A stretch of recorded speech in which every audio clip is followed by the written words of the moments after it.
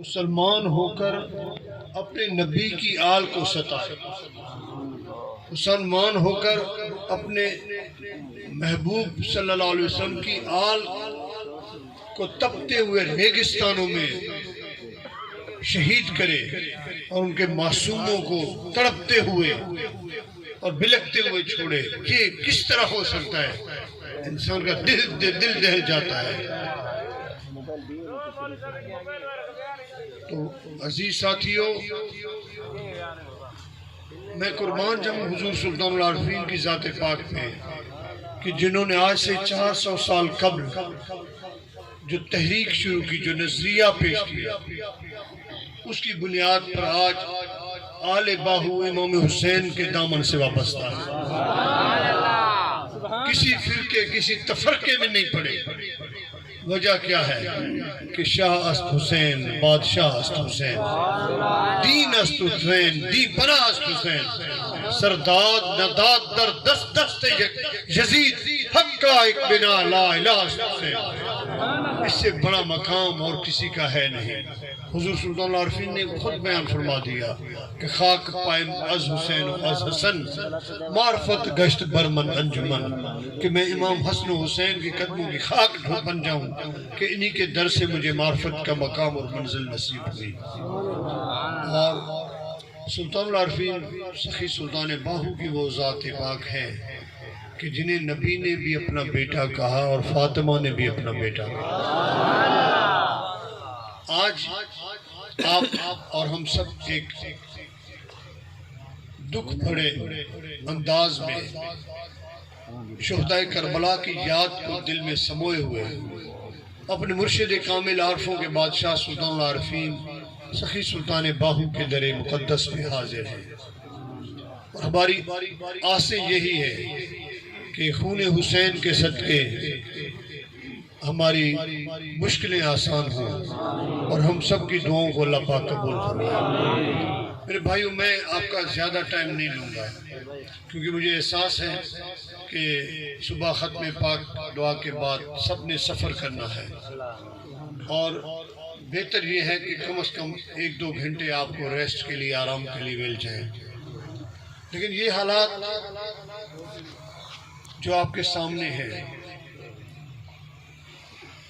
ایک دور ایسا تھا کہ حضرت جامی نبی پاک صلی اللہ علیہ وسلم کے روزہ مبارک پہ حاضری کے لیے آ رہے تھے، تو مدنی منٹھار نے گورنر مدینہ کو حکم دیا خواب میں کہ فلاں بندہ اس صورت و شکل کا آ رہا ہے، اس کو روکو، مدینے میں داخل نہ ہو۔ اس کو روکا گیا۔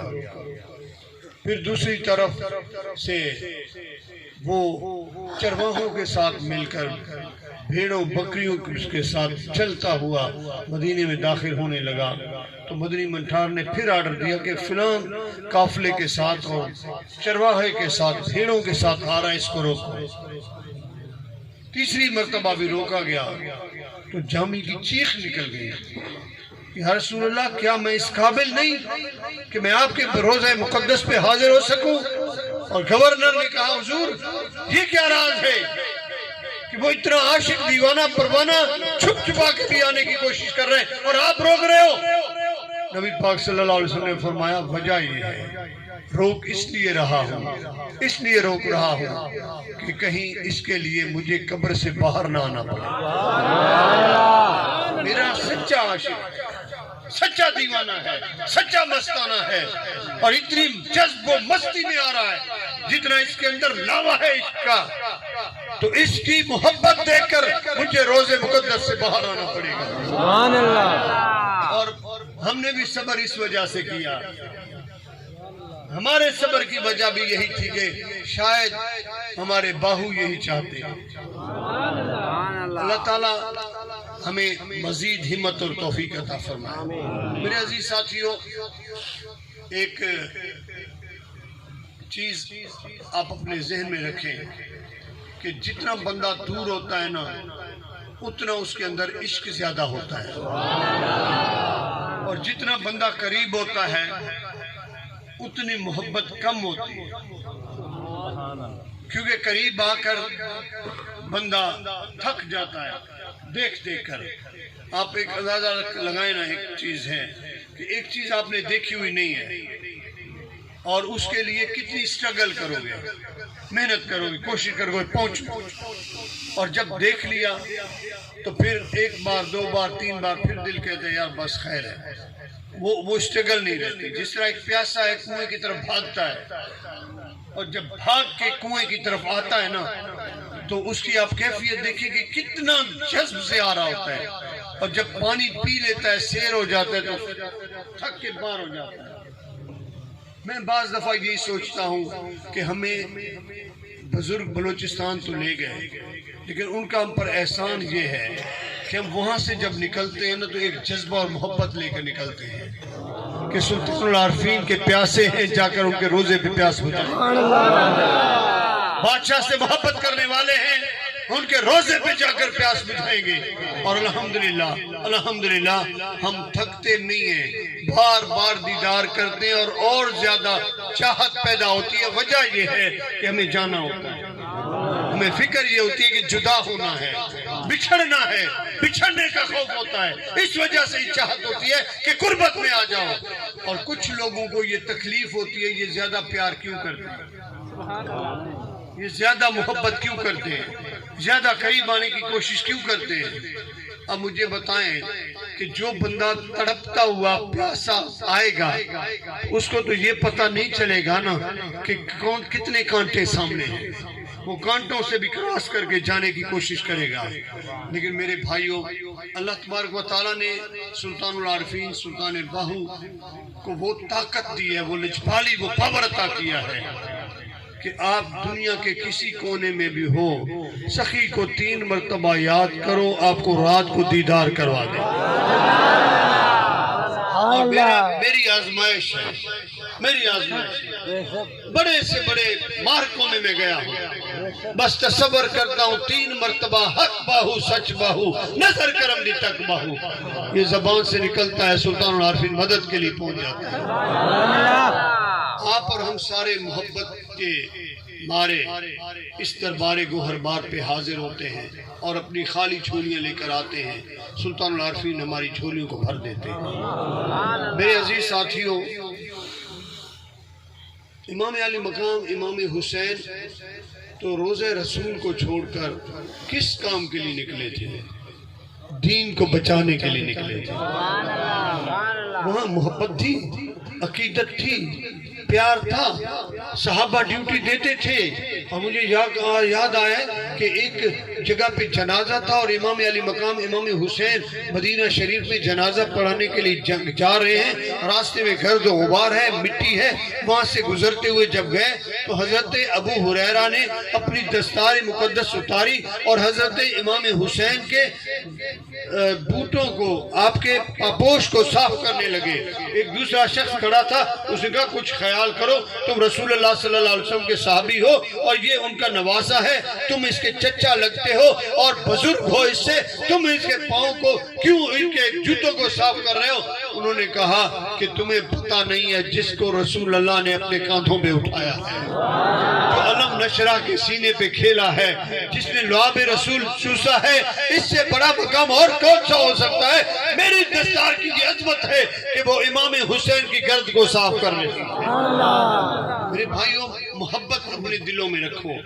خدا را میں نہیں چاہ رہا تھا کہ میں تقریر کروں، میری چاہت یہی تھی کہ بس بہت مزہ آیا، سرور آیا، درود و سلام ہو اور دیدار کریں جبہ مقدس کا.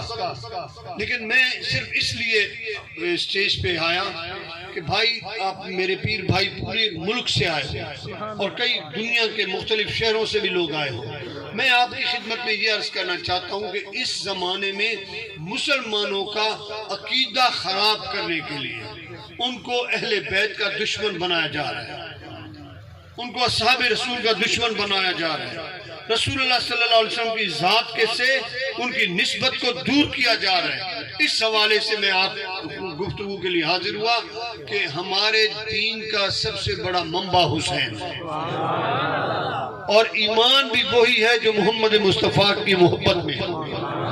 دین میں بھی وہی ہے جس میں رسول اللہ صلی اللہ علیہ وسلم اور اہل بیت کا عشق ہو، اور ایمان کی قوت بھی وہی اور کہ دل میں صحابہ کرام کی محبت ہو۔ جب آپ اصحاب رسول، اہل بیت اطہار اور سرکار دو عالم صلی اللہ علیہ وسلم کی محبت میں وابستہ ہوں گے تو تب آپ کو دین سمجھ آئے گا اور دین میں قائم ہو۔ اور ایک بات بتا دوں کہ دین جو ہے نا ایمان ہے، ایمان ایک کاغذ کی مانند ہے، باہر رکھ دو ہوا چلے گی، ادھر کی ہوا ادھر لے جائے گی، ادھر کی ادھر لے جائے گی، ادھر کی ادھر لے جائے گی، لیکن اپنے مرشد کامل کے پاس اپنے ایمان کو گروی رکھ دو اور یہ کہہ دو کہ جو کچھ بھی ہے مرشد کے حوالے ہے، جو مرشد کہے گا میرے لیے وہی بات حق ہے اور آخری ہے، پھر دیکھنا آپ کا ایمان محفوظ ہے۔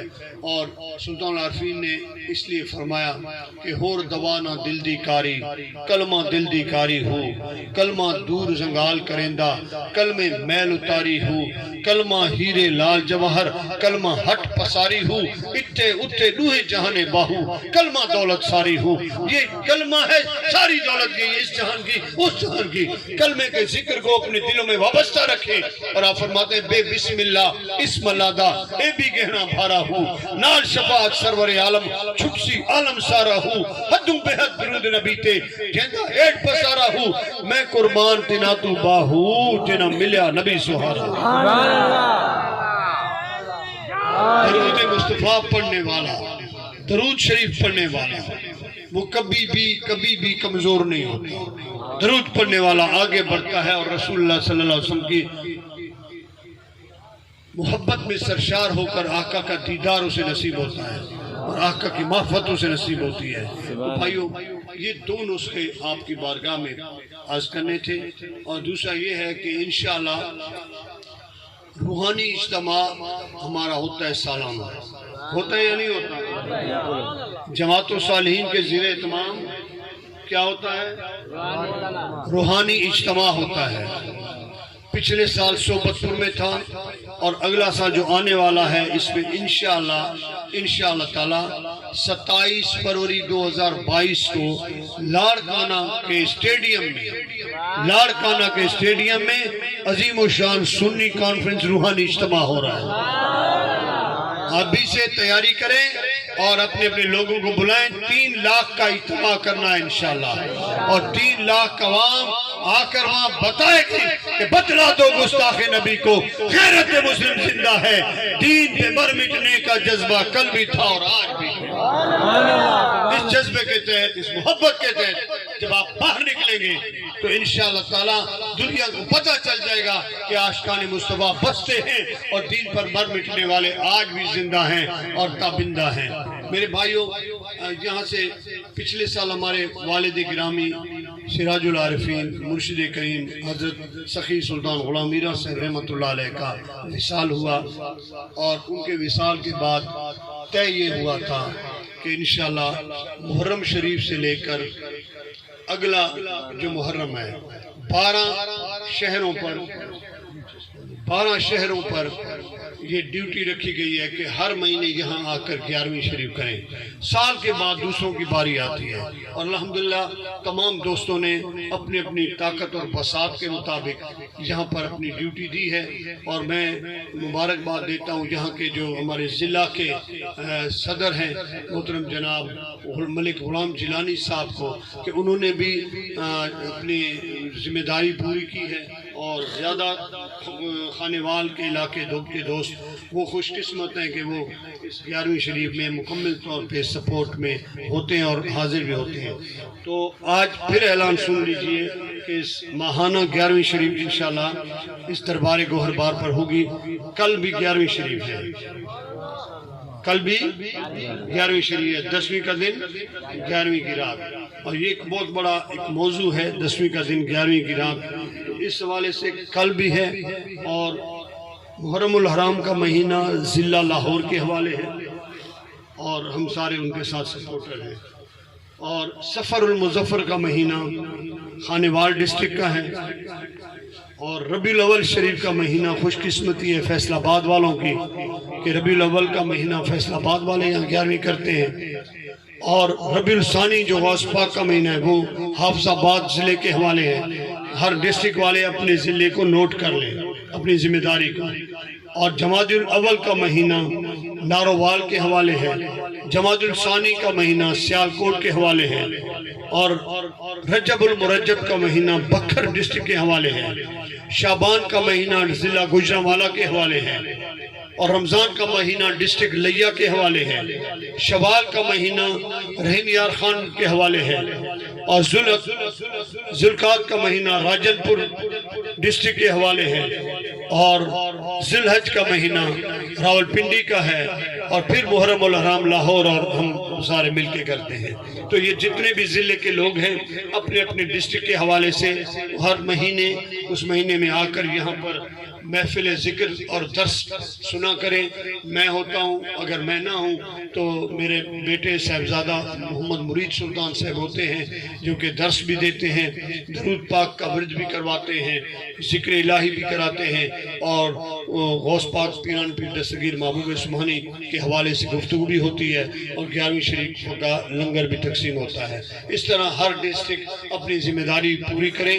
اللہ تعالیٰ آپ کو اس کا اجر عظیم عطا فرمائے، اور اللہ تعالیٰ ہم سب کو توفیقیں عطا فرمائے، اور انشاءاللہ تعالیٰ دربار گوہربار کا کام شروع کر رہے ہیں 2 دن بعد، یعنی 12 تاریخ کو انشاءاللہ تعالیٰ باضابطہ دربار شریف کی